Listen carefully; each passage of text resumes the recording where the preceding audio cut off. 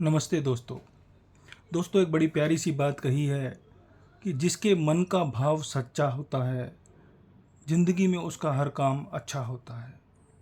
दोस्तों, बात करते हैं जयपुर के एक सज्जन की, जिन्होंने रिटायरमेंट के बाद जयपुर में एक बड़ा सा मकान लिया। करीबन 400 गज का मकान था।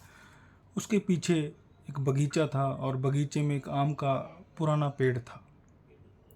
उन्होंने ये मकान भी इसीलिए लिया क्योंकि उसके बगीचे में आम का पेड़ था और आम उनकी धर्मपत्नी को बहुत ज़्यादा पसंद थे। वो उस मकान में शिफ्ट हो गए, रहने लगे। बड़े अच्छे से ज़िंदगी चल रही थी।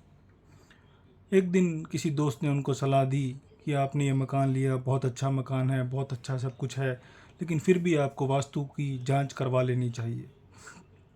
दोस्तों के कहने पर उन्होंने दिल्ली के एक मशहूर वास्तु शास्त्री से संपर्क किया और उन्हें अपने घर आने का न्योता दिया। 30 साल से वो वास्तुशास्त्री उस लाइन में, उस फील्ड में काम कर रहे थे। काफ़ी एक्सपीरियंस थे, काफ़ी जानकारी रखते थे वास्तु के बारे में। वो वास्तुशास्त्री जो थे, जिस दिन जयपुर आने वाले थे, वो एयरपोर्ट पे पहुँचे और जो सज्जन थे उन्हें लेने के लिए एयरपोर्ट गए। एयरपोर्ट में उनको रिसीव किया। रिसीव करके रास्ते में जो जयपुर के बहुत अच्छे रेस्टोरेंट में उनको राजस्थानी भोजन करवाया।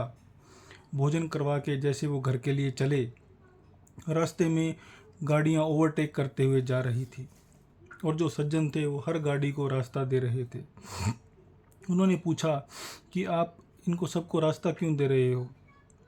वो बोले, भाई साहब, ओवरटेक कोई आदमी तभी करता है जब उसे जल्दी होती है।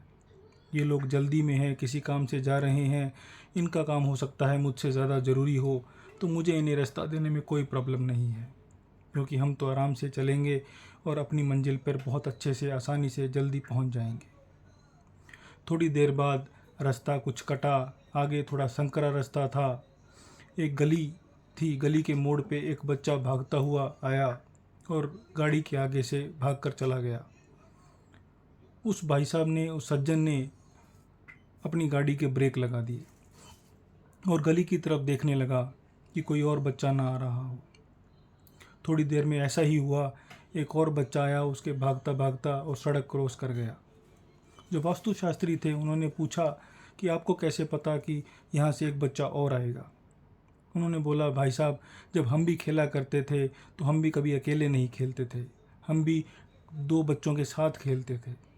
हम भी कोई दूसरा ढूंढते थे, कोई बच्चा ढूंढते थे कि हमारे साथ खेले। यहाँ भी ऐसा ही हुआ। कोई बच्चा यदि इस उत्सुकता में खेलता हुआ भागता हुआ जा रहा है तो इसका मतलब कोई ना कोई उसके पीछे भी आ रहा होगा। इसलिए हम रुक गए, हमने उन्हें रास्ता दिया ताकि बच्चे को चोट ना लग जाए। थोड़ी देर बाद वो घर पहुँचे। गार्ड ने गेट खोला और गाड़ी जैसे ही अंदर लगाई तो पीछे बगीचे से कुछ पक्षी उड़ते हुए दिखाई दिए। उन्होंने वास्तुशास्त्री से कहा कि भाई साहब, हम थोड़ी देर यहीं रुकते हैं कि पीछे बगीचे में कुछ बच्चे आम तोड़ रहे होंगे। उन्हें लग रहा है कि वो आम चुराने आए हैं, मुझे लगता है कि वो आम ले जाने आए हैं, क्योंकि पीछे से पक्षी उड़ते हुए आए हैं, इसलिए वो बच्चे आम तोड़ रहे होंगे। जैसे ही हम अचानक जाएंगे तो उन्हें लगेगा कोई आ गया और बच्चा कोई गिर गया पेड़ से तो उसे चोट लग सकती है। वो बच्चे चले जाएंगे, फिर हम पीछे चलेंगे और फिर आराम से अपने वास्तु वाला जो काम है जिसके लिए आप आए हैं वो करेंगे। वास्तुशास्त्री बोले कि भाई साहब, आप बुरा मत मानना, तो एक बात कहूँ। वो कहते, बोलिए। कहते, जिस घर में आप जैसे सज्जन रहते हैं वहाँ कभी वास्तु दोष हो ही नहीं सकता।